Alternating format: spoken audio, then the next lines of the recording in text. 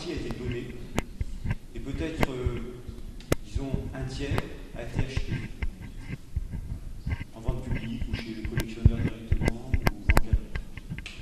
Oui, ça coûte cher, les œuvres importantes qui méritent de rentrer dans un musée coûtent cher, mais il y en a qui sont plus abordables parce qu'elles sont peut-être moins connues, d'artistes moins renommés, mais elles ont une signification pour l'histoire de l'art, pour l'histoire du goût, qui justifie qu'on les achète. Donc on arrive, si vous voulez, à avoir des œuvres qu'on paye très cher parce qu'elles sont d'artistes célèbres et d'autres moins, mais elles méritent aussi de rentrer dans les collections. C'est très variable.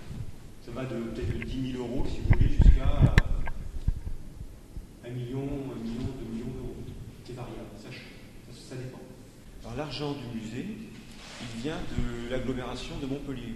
Le musée Fabre, il est géré par l'agglomération de Montpellier. Donc le budget, qu'il soit paiement des fonctionnaires qui travaillent comme moi, paiement des expositions, du fonctionnement du bâtiment, l'électricité, tout ça, et de l'achat d'œuvres, ça vient de l'agglomération de Montpellier. L'État français donne aussi de l'argent lorsque l'agglomération de Montpellier achète des œuvres. C'est une aide, ça va être une subvention de l'État à l'agglomération. Il y a deux choses en France, il y a les collectivités territoriales, donc comme les villes, les départements, les régions, les agglomérations, et puis à côté de ça, il y a l'État.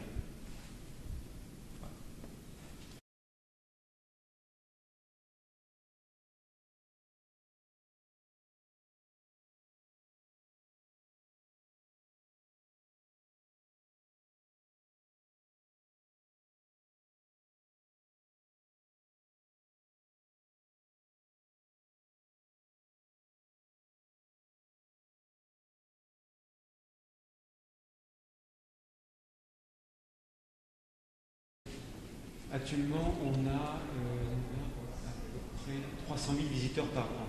Et la première année qui a suivi l'ouverture, on avait eu plus de 500 000 visiteurs. Et dans l'ancien musée, avant la rénovation, nous n'avions qu'en moyenne 100 000 visiteurs. Je pense qu'il y a des sourds qui visitent le musée. On a eu des groupes qui sont venus, les animations. Il y a des individuels aussi. Et des individuels aussi. Je pense que pour eux, c'est simplement pas un problème, je ne sais pas si c'est un problème majeur, parce qu'ils ont au moins, heureusement, la capacité de voir, donc ils voient les objets, et peuvent lire en même temps les informations sur les cartels. Les cartels sont les étiquettes qui sont à côté des œuvres, et qui spécifient ce que c'est.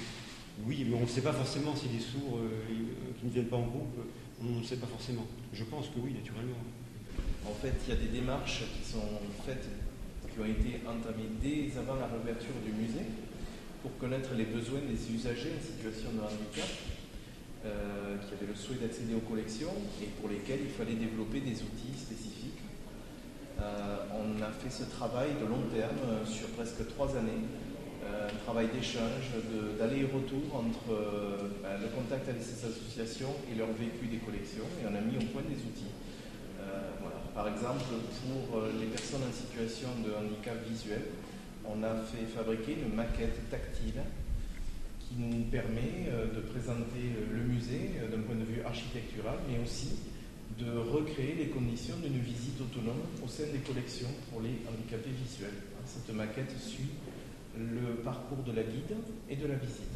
On a un projet important, oui, architectural, c'est la rénovation d'une partie du musée qui se trouve de l'autre côté de la rue, qui est l'hôtel Sabatier d'Espérance, qui est en fait le lieu où les arts décoratifs, c'est-à-dire en fait tout ce qui est porcelaine, orfèvrerie, meubles, tapisserie, objets d'art, sont montrés dans le musée. C'est un hôtel particulier qui a été donné à la ville de Montpellier en 1968, qui est fermé depuis pas mal d'années et qui est en travaux actuellement, qui va être réouvert dans quelques mois. Donc ça, c'est le grand projet pour un proche avenir, pour quelques mois, du musée Fabre. C'est la partie manquante du musée Fabre. Et le bâtiment n'est séparé que par une rue, en fait.